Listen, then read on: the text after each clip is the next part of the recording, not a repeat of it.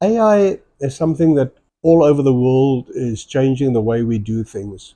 It's not true artificial intelligence, it is more availability of information, and often it helps dentists and doctors out there to make choices. So AI has come into dentistry primarily in the beginning phases into the world of x-rays, helping the dentist diagnose.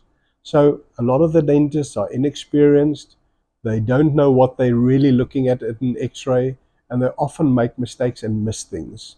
So what AI does in dentistry in our practice is it helps the dentist to identify a cavity or to identify a problem. The dentist still has to make the final decision on what it is, but artificial intelligence is helping us to make our lives easier.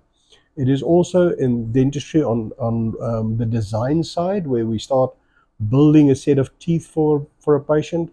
It helps the technologists to get an easier proposal because artificial intelligence can give them an idea of where the tooth should be.